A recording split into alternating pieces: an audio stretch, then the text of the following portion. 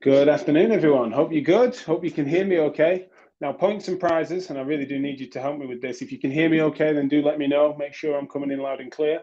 Mainly because for some reason that little video didn't play for me, but it seemed to for you. So I'm sorry about that. Might be a little bit of a technical glitch to start us off, which is a shame. But if you can let me know if you can hear me okay, if you're tuning in live, then that's great. Most of you, of course, coming in after the fact for these on Mondays and Thursdays. We chew it over with the great and powerful within the MSK industry, and we've got a cracking guest for you today. So you don't have to tolerate me for half an hour. You can rest and not worry too much about that. I'm going to bring you Chris Raynor in a second. If you've not paid attention to Chris's content before, you're in for an absolute treat when you do, because you inevitably will after this interview, to go and find him on YouTube across other social media, including on Instagram, where I think he's at his very best on an Instagram story when he's shooting out in front of you to give you some decent public health myths in the orthopedic game, and really offering material and content that we can share, not just interprofessionally, but then also to patients. It's a real crossover appeal across those audiences. And so really wanted to get him on the show to discuss his subject matter, especially after you guys loved him on Therapy Live. Some really nice messages that show the crossover between sort of orthopedics and medicine, and how that needs to intersect with therapies, and making sure we're not getting adversarial across those dimensions. So it's been great to be able to get him on the show. So hopefully click of a couple of buttons. I think we are streaming fine. Do shout if not, but I think that's all working okay. I just had a bit of a problem with the video intro on that start, but I'm going to click, get rid of my little frame there, and hopefully I can bring you Chris Raynor. Chris, can you hear me? I can. Fantastic. Well, thanks so much for joining us today. For those that don't know, could you just give me a little bit of a potted history of your background as well as then your current job role? Certainly. So I'm an orthopedic surgeon, so I'm a sports medicine specialist, and basically I did my medical training over a period of about 12 to 11 years until about the year 2006. Then I did a sports medicine fellowship at one of our preeminent institutions, Western University. Then I started practice 2007. Since that time, I've been working primarily in a community hospital, although I do have a small academic appointment, so I do some teaching with medical students and residents. And as a community guy or a community surgeon, I've been focusing on a combined practice which has sort of sports medicine, general orthopedics, trauma, and whatnot. And so that's my main focus. And then over the last maybe 5 to 6 years, I started a business called Human 2.0, which is a movement and rehabilitation facility where we have physiotherapy, sports medicine, orthopedic surgery, movement training, and group fitness. And then finally, over the last 4 to 5 years, I also started a social media kind of enterprise where I talk about what we do in our facility and just talk about sports medicine, orthopedic surgery, and overall health and wellness in general. I talk about those principles and try to share those with people and try to educate people on things that they can do in their own life to make it so that they don't have to come see me. Yeah, well, and that's one of the things that's really interesting about your work is that you are, it's clearly that it's far from a sales pitch on the conclusion isn't come and see me. It's I hope you don't need to. And that is obviously very refreshing from some that feel that they need to create content as a means of sort of generating business, when realistically your approach is one that seems to be respectful of the data, which suggests that the business is out there. We don't need to worry about people with pain and injury. There's plenty of them. In fact, there's a massive issue in workforce shortage if we were to try to treat them all one-to-one. So getting better public health messages out there is essential, and the economy of scale is plentiful for that. So I love that you've come to that conclusion. What you seem to be really passionate about raising standards across, say, we call it MSK practice, but of course, that's what I'm describing loosely in pain and injury, which of course then does intersect with sport. But is that something that then your various enterprises are because they all funnel into that passion? Or what do you feel, if I asked you, drives you in the most part for why you do what you do? So I do want to raise, so the short answer is yes, I do want to raise the standards. The little bit longer answer is So I'm a Canadian, a first generation Canadian, but my parents are Jamaican heritage. Right. And when I grew up, we had nothing. My parents were factory workers. We didn't have anything. We couldn't afford to do anything. And so I'm what I'm trying to do for people is I'm trying to bring value to them. And so I understand that there are lots of people who will not necessarily have the money to pay for physical therapy, pay for chiropractic, pay for whatever. They may not have the education to be able to know what are the proper things that they should be doing in their life to maintain health and wellness. So I want to try to bring that to people, and I want to also try to teach people how to get the most value in the event that you have to go to a chiropractor, in the event that you have to go to a physiotherapist, how to get the most value out of that, right? So it comes from a desire to just to have people get what they need, not spend money or time doing extraneous things that are not worth it for them. And I really want to empower people just to be able to look. I'm a strong proponent of the idea of personal responsibility, and I think that health and wellness. There are lots of things that happen that are out of our control, and we have no ability to guide those things. However, there are many things that we can do to put ourselves in a better situation so that we can avoid some of those problems. And if those events do occur, there are ways in which we can make sure that we are healthier, better prepared to deal with those problems. And I just want to empower people and give people the knowledge and the information to be able to do that for themselves. Makes sense. I think socially, of course, health and education are such fundamentals for people to get true opportunity and for them to take and grab that responsibility and act on it. Historically, in those spaces, there was a lot of gatekeeping occurring from professionals that were then retaining that professional expertise, meaning that then it was difficult for people to express their personal responsibility for something that they didn't know what they didn't know.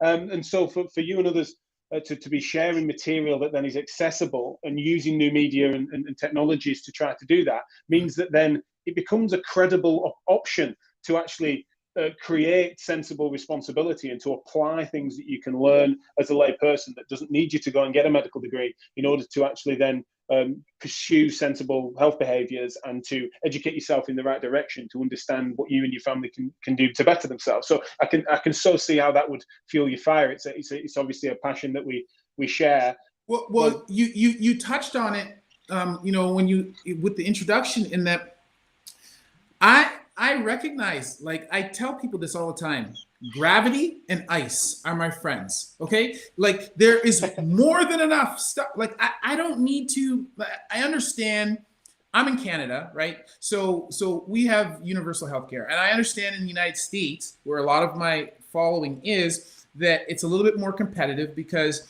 they don't have that. So they do need to compete a little bit. But even in that context, seriously, gravity and ice are our friends. There is more than enough business, man. We don't have to go out trying to sell for business. I'm all about the education because I as you said, I can't treat them all one-to-one, right? So if I want to have the most benefit, if I want to have the greatest effect, the most impact, then I'm going to try to figure out how I can force multiply my message and get it out there. And social media is an excellent tool for that. Yeah, absolutely. No, it's good. It has its perils and drawbacks, but the amplification of positive messages, as well as the ability to sensibly counter bad ones, is something that you've really struck a decent balance on, and not always done well. If you overindulge sort of criticizing the negative, then sometimes it can get a bit too much of a jostle. But then similarly, when sometimes people go a bit too happy clappy and pretend that there aren't some of the, I would argue, darker forces or things that are misleading people into sort of pseudoscientific things that they would pursue, wasting money, as you mentioned earlier, on things that would be otherwise frivolous when they could, the opportunity cost for them to not pursue things that might help them. That's where it's something that the right sort of balance of calling out is sensible. You seem to have told that line well. On the orthopedic side, If I could just describe part of the landscape and see, you feel free to disagree with it, but also I just wondered where your sort of head's at with it, is that if we overindulge structuralism, if we go back maybe 20, 25 years, and it was just that pain and injury was all to do with what was broken or damaged, and therefore it was just whatever we could do to do orthopedic tests or medical imaging to just identify that and correct a fault, an architectural fault in the human body, and that if only we had better detection methods, then we'd know exactly at what cellular level things were damaged. And they were a very orthopedic model of that.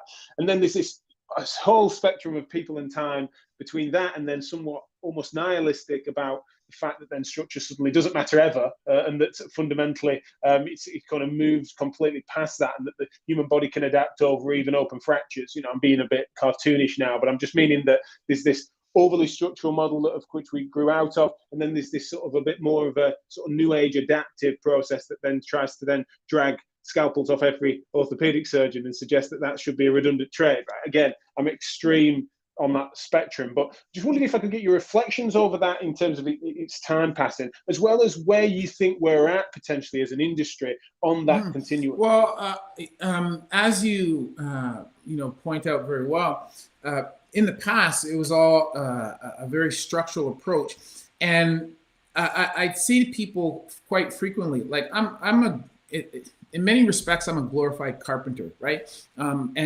So I'm looking for problems with structure, and I'm going to fix that. And in the past, we correlated those problems with structure to some kind of complaint that a person would have.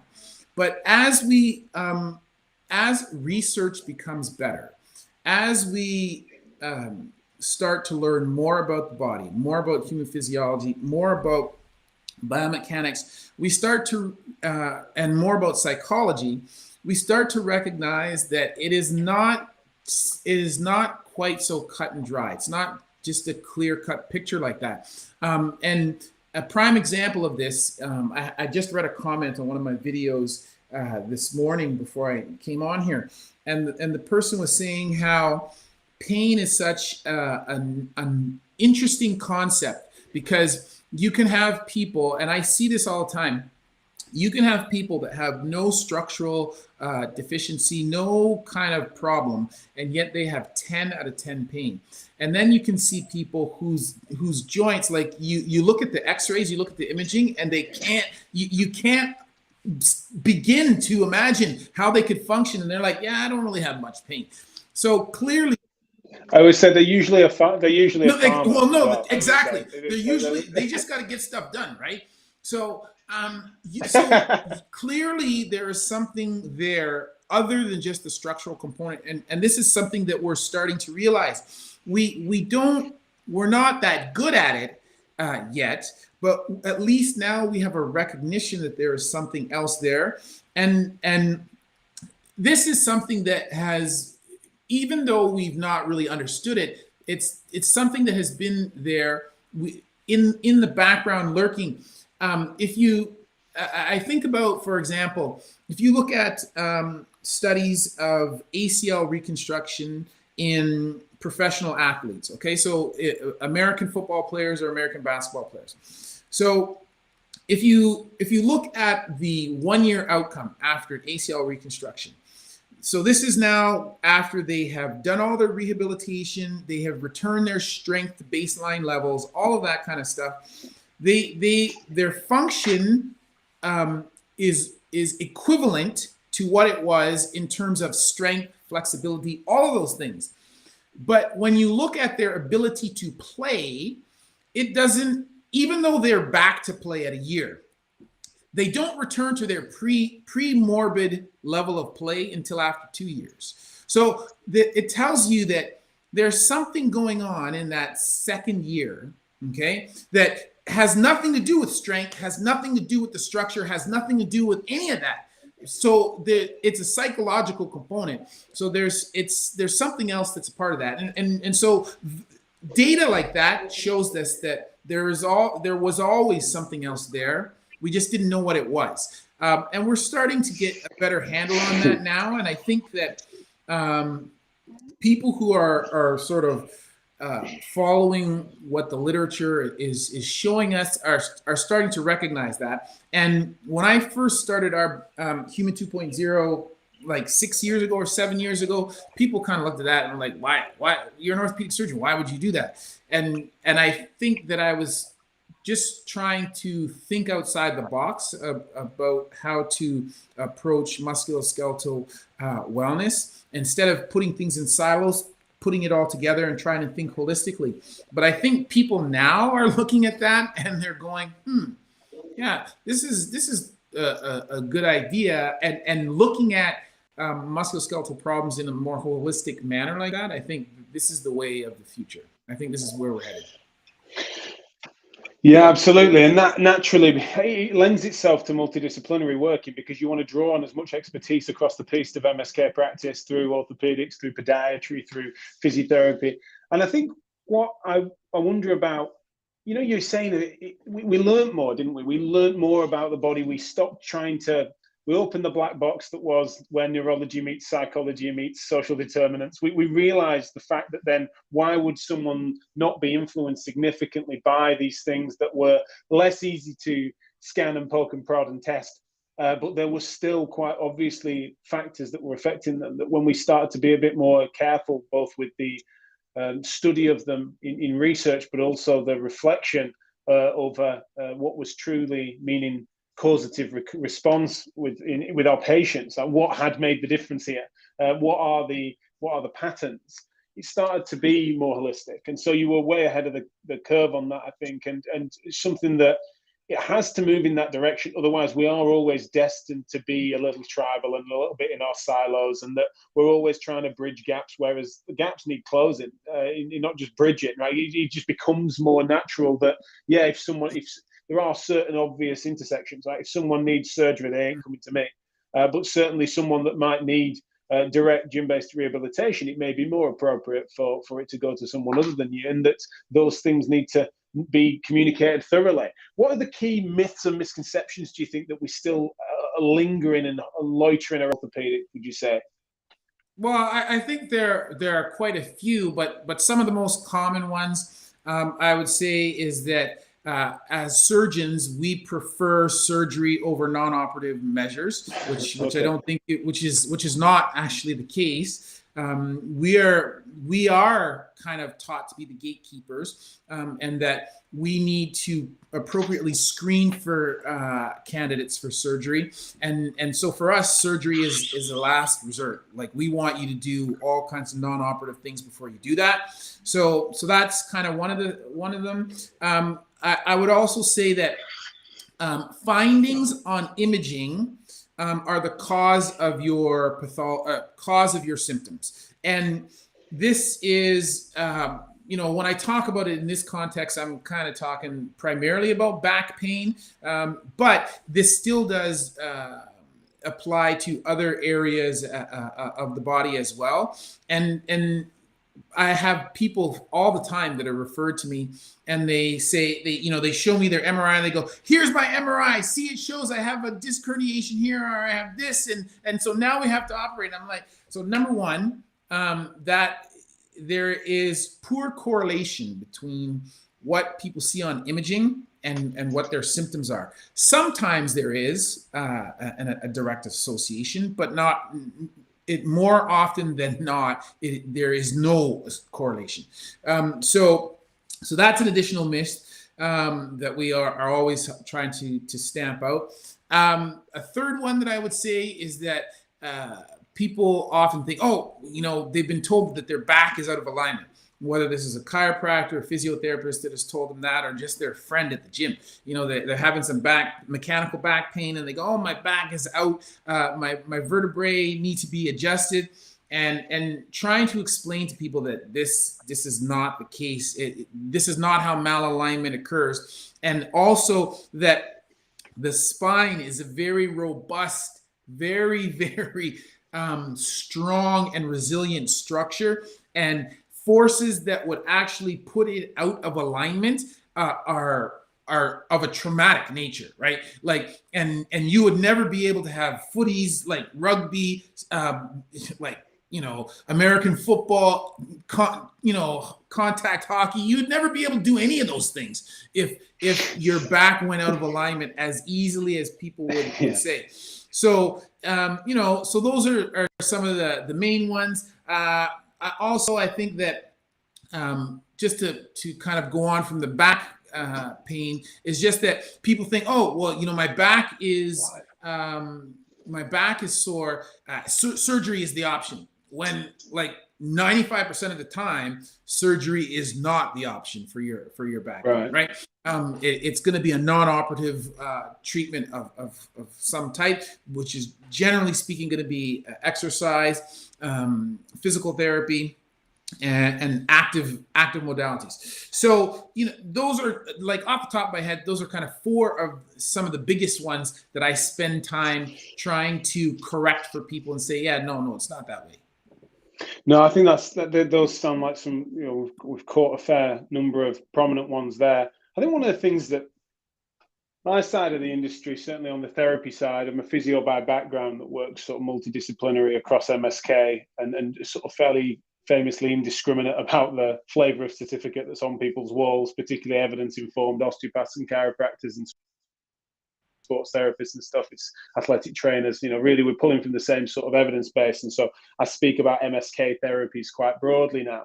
I think we sort of overindulged the biomechanical model of causation because we were delighted to move away from the orthopedic one, right? We knew that then getting away from structuralism as a causal factor, like you said, most famously at the back, but also we know that when those studies come through, I think it was hip, then shoulder, then. I mean, there's plenty there that are starting to show that correlation difference there in a lot of cases. We grabbed hold of biomechanical, say, well, if it's not that you're formed badly, it's that you're moving badly. Or and it was so tempting for us because then we can get involved in that. We were never trained with a scalpel, but we can poke you here and prod you there and stuff. But the thing that you've just described about the fact that you couldn't then participate in contact sport or anything that was high velocity if you were so vulnerable and fragile, the same would apply to then. I imagine if you were so wonky, it would take for you to be so vulnerable, for us to be able to manually adapt and manipulate and to use our hands in such a way that your tissue characteristics were so flimsy that we would be able to correct them with our bare hands. The same logic applies. It's like a good understanding of basic science and the forces required. And when I speak to surgeons about this, they've got such a good insight into it because they said, look, I have to cut through that stuff. I know how tough it is. Like, it's not. And so sometimes, like on our side, if you've not observed that, if you've not spoken to enough surgeons candidly about this that aren't overindulging structuralism like the old days, then you're not going to necessarily learn that these are robust tissues that can also be trained to adapt, and that you therefore don't want your patients going around feeling like they're fragile and flimsy. And I think that a good communication between surgeons and therapists can help people to not over-associate to those things, but then also not overindulge the idea that these magic hands are the things that are going to fix them and that they can be rehabilitated and that self-management can be prescient. So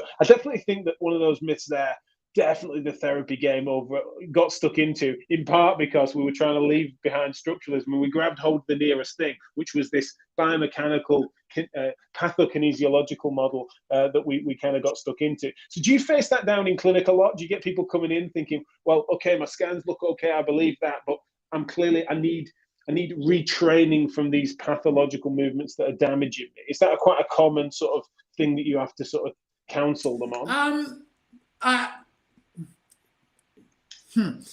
So I would say it's not super common.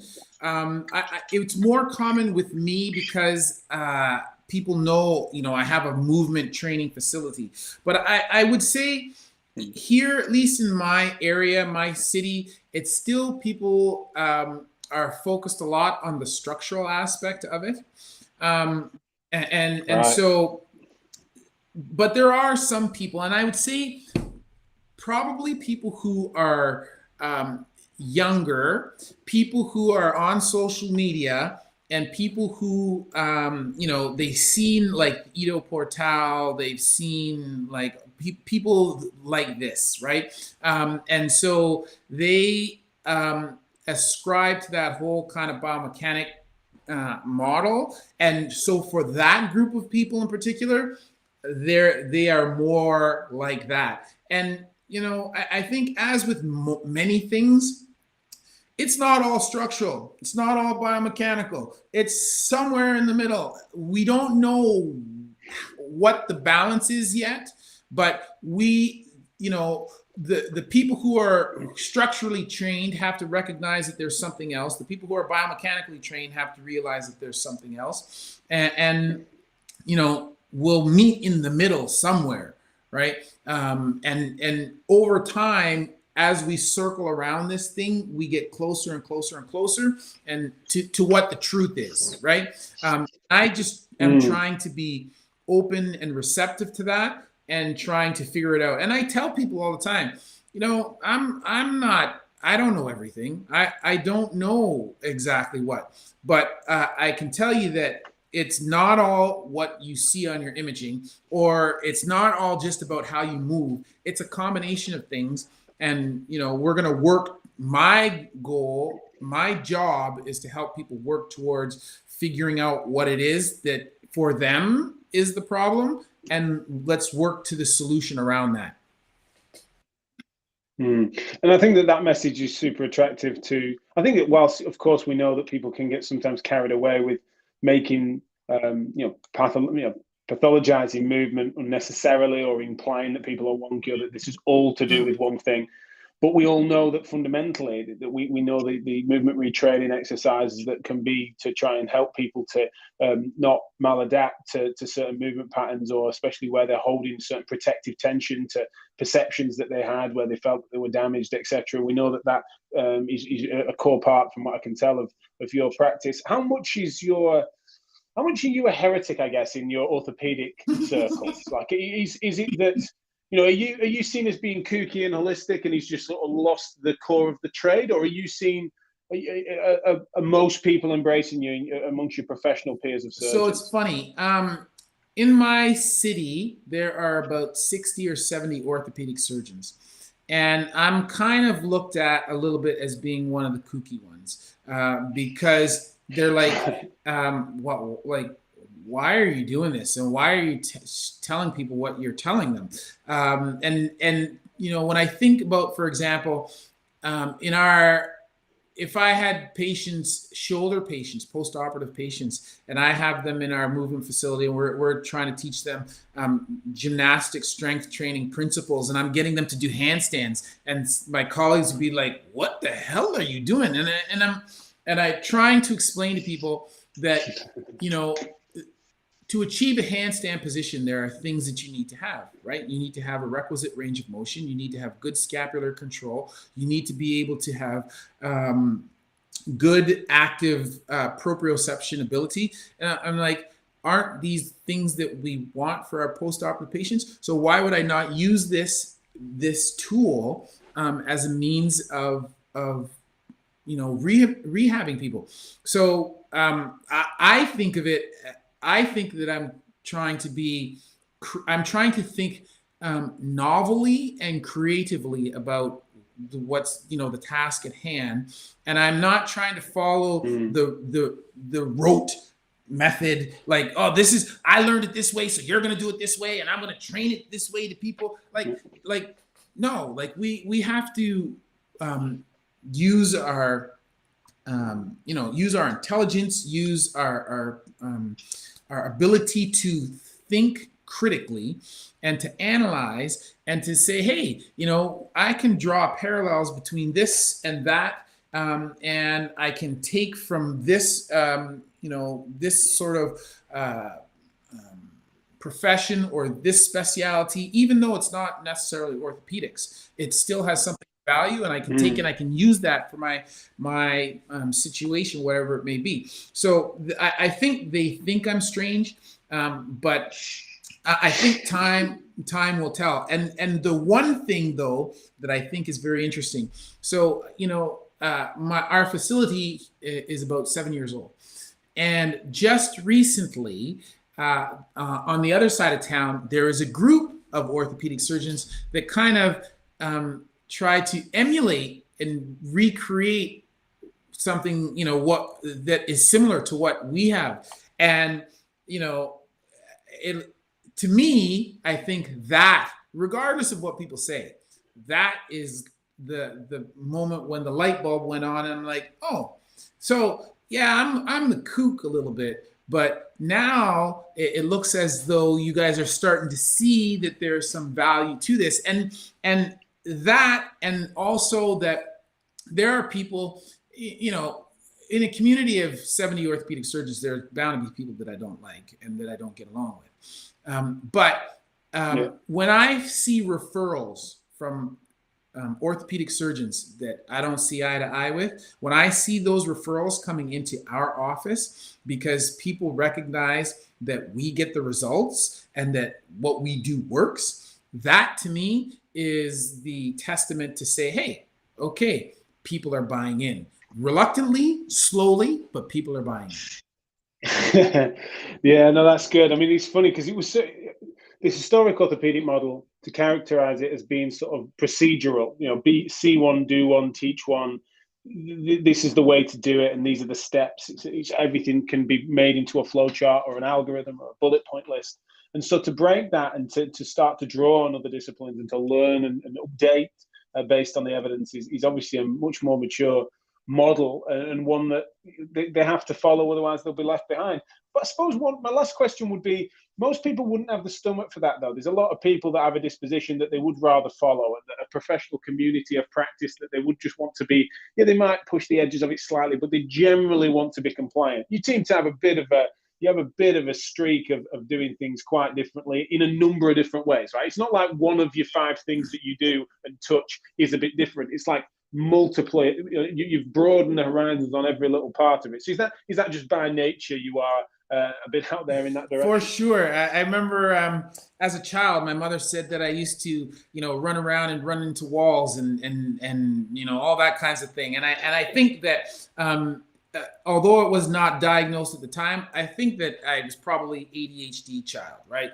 I just have, you know, endless amounts of energy, and I'm always just trying to think about different ways to do stuff and novelty and exciting things to try. And so I think for me, it's not enough to just to do it the same way everybody else does. Because sometimes I look at that and I think, oh my God, isn't it painfully clear to you that this is not working? That this is like, that we need to be better. Like that is the overarching goal for me, to always trying to be better. And it's funny, if I look at even the simplest things that I do. So say example, surgeries that I do, the easiest things, arthroscopy, knee arthroscopy, whatever. I am always, every day, I couldn't just go in and just do the surgery. I keep thinking to myself, okay, how can I make my portal access better?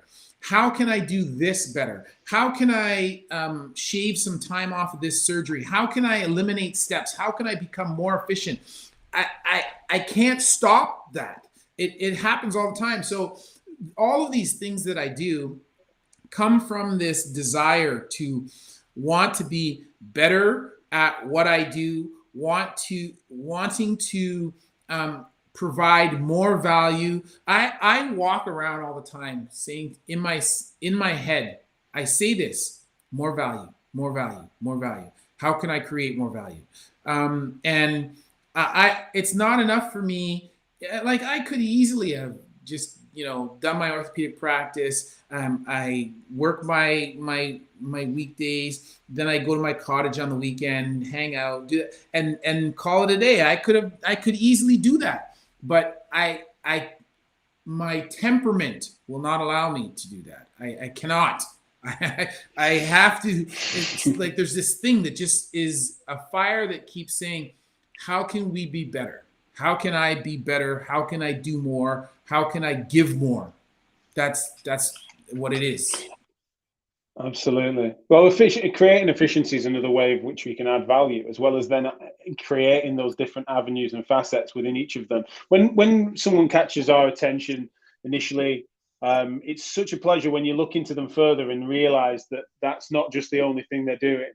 and that they've then also solved problems adjacent to that in our industry. And that was exactly what happened with your stuff, is that it might well have been, and I can't remember exactly what it was, the video that first then popped up to move us to enjoy that content. But then you look a bit further into Chris Raynor and you realize that the solutions to the problems that are in this world for healthcare in our industry, he's not just staying in his lane even there. He's being interested in one lane. It's multiple lanes, and it's really something that is massively admirable, huge inspiration to many of us, and it crosses well across cultures as well, across health systems.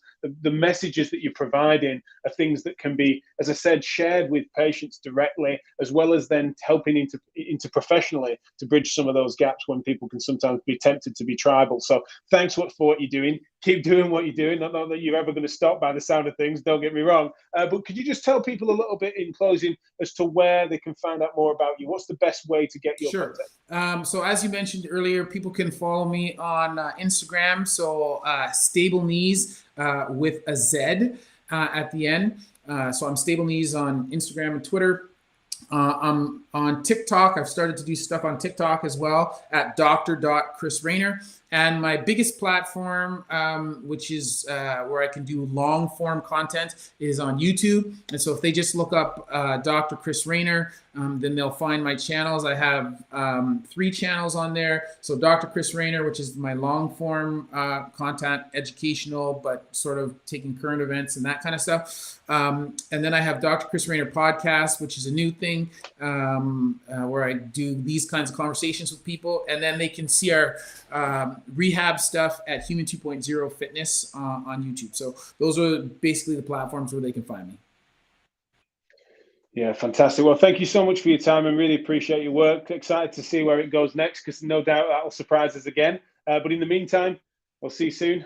Thank you guys for tuning in. Chris, if you just hang around for a couple of minutes, I'll meet you backstage. But for the rest of you, clear off. I'll see you on Thursday. Problem. Cheers, guys.